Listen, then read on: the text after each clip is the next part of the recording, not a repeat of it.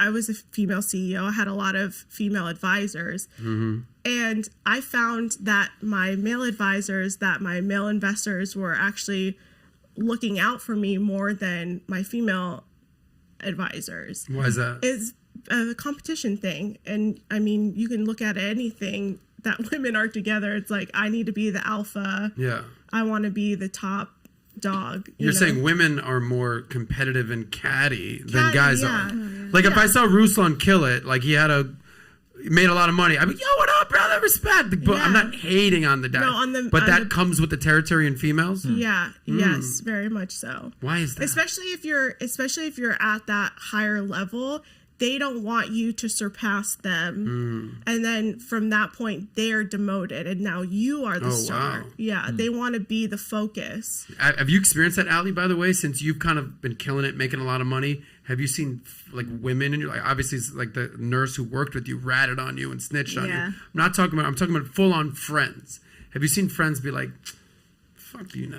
Oh, yeah. Shit. Like, what have you experienced with that? A lot. I mean, I totally see with what you're seeing. It's really sad that we have this huge women's movement about coming, but yet we're not. There's a lot of, most women go at each other, and that's terrible.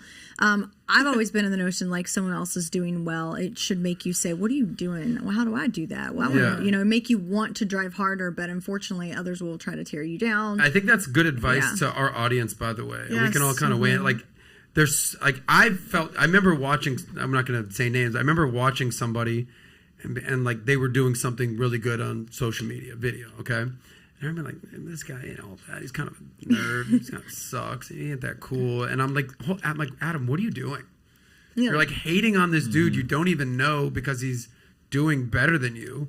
Why don't you actually actively listen, see what he's talking about, and take some nuggets as to what they're talking about and apply that and just improve and just get better. It's so easy to hate. Yeah. It's so easy to hate. It's a lot harder to congratulate, right? Like, don't be a hater. Like, don't drink the haterade. But you're saying that this kind of comes with female nature? Is that what you're saying? Yeah. Yeah, and you'd think it'd be getting better because, I mean, even like on TikTok, there's a lot of, even like the tone of it seems like it's like us supporting or like, oh, I get it, I've been there. Like they're trying to relate.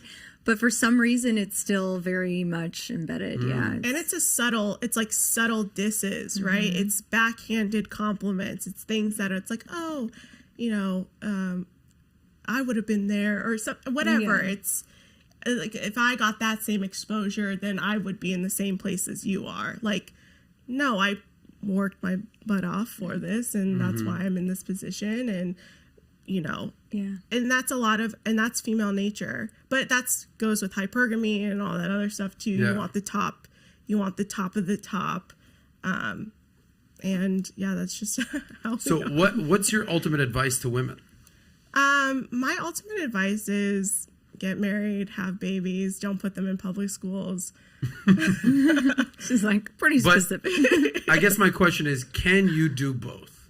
Can you be a boss babe, make your money, get that bag, have a career, but also be a feminine woman, wife, mother? Can you do both? I think it's very difficult to do both. I think that, so for me in particular, I have a YouTube channel. It's, almost 64,000 subscribers. Last year when I was pregnant, right before I gave birth, I was working hard at it. I was making videos all the time. I had to take a back seat to my YouTube channel, right? And because you had a kid. Yeah. But also because my family comes first. YouTube and whatever else comes second or third, wherever it comes, And so what I often find is that career-focused women don't lack in the family department, because you can't do it all. You can't have it all. You can't do it all. And at some point, there are things that lack, right? Whether that's family, whether that's not making enough money or all the money that you want to make, or you didn't hit the milestones that you wanted to hit. All of these things come, like, they all have, a play here. So for me, I think that, yes, you can work. You can make good money. I make good money on YouTube. I mean, we're not struggling, okay? But at the same time, if I had to walk away today, I would drop everything and say, I'm just focused on my family. So your advice is to be a mother and wife first, and then second, be a businesswoman. And I think too, right? I'm very entrepreneurial. I'm not stupid, right? And so I can help my husband, and I encourage him, and I give him, I can give my husband advice, and sometimes he takes it, sometimes he doesn't, and that's the relationship that we have. He knows that I'm an intelligent person. He gets advice from me on business stuff all the time.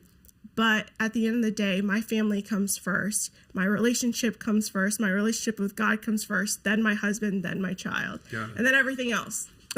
By the way, is that a similar relationship you have with your wife? 100%. Sounds very similar 100%. to what you discussed. I would say a lot of people have these relationships. Yeah. The issue is we don't preach what we practice. Yeah.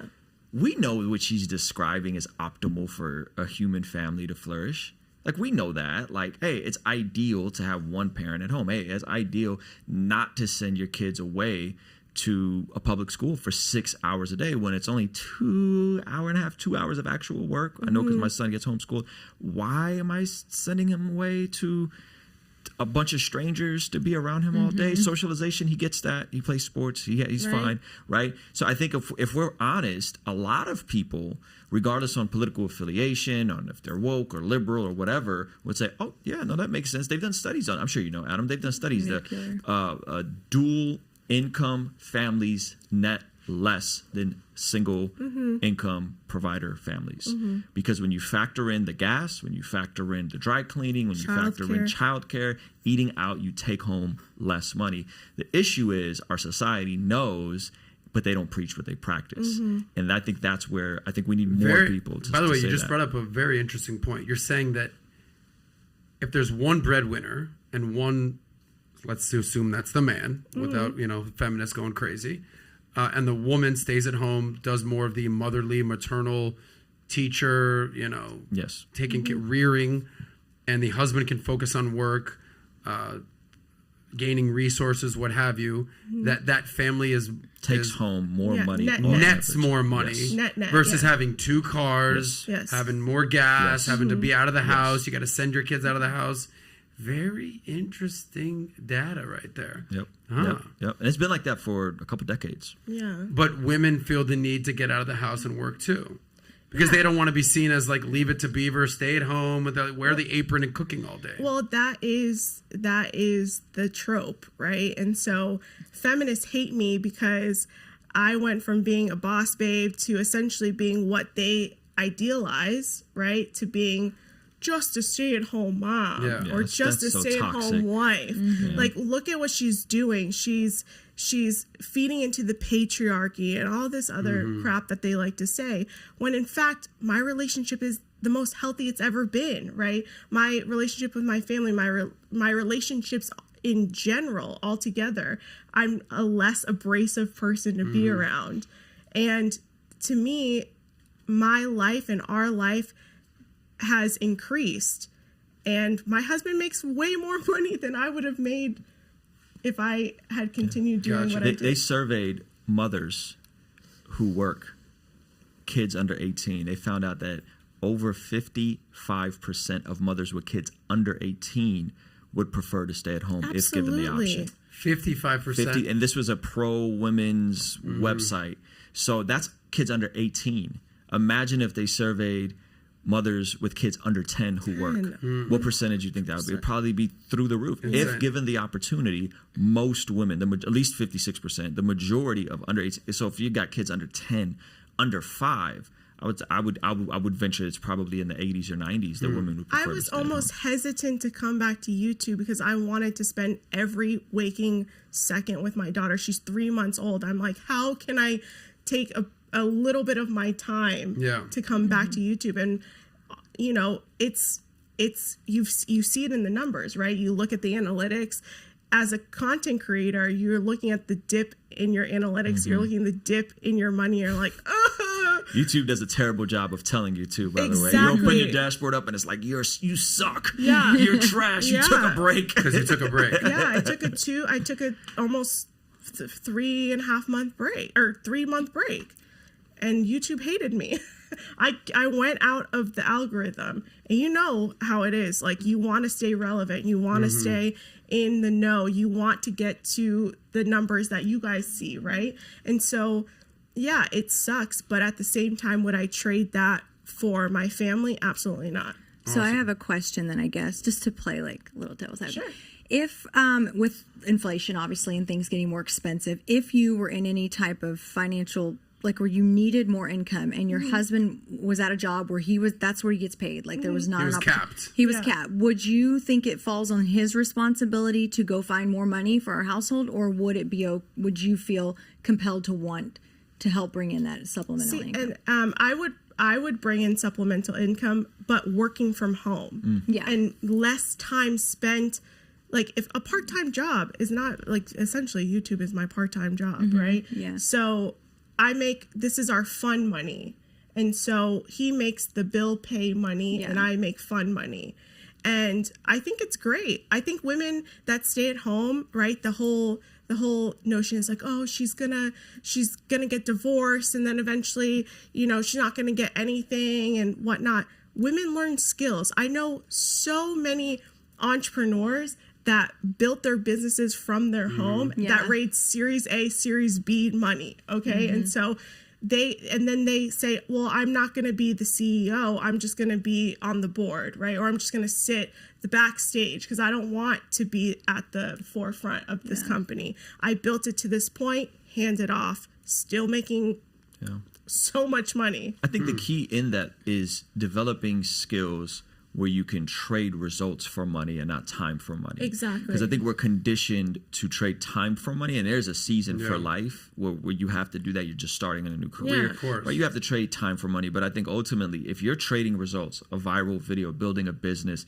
you're trading results for money, you're always going to win. And I think so many of us are conditioned to, like, go to 4 years, get the student loan debt, get a career, and then get married when you're 30. And then what's going to happen? You're going to want to have kids. Yeah. And then what happens? Well, then, so I think like the projections on women is really hard. So if you like that clip, click right here to watch another. Or if you want to watch the entire Saucecast, click right here.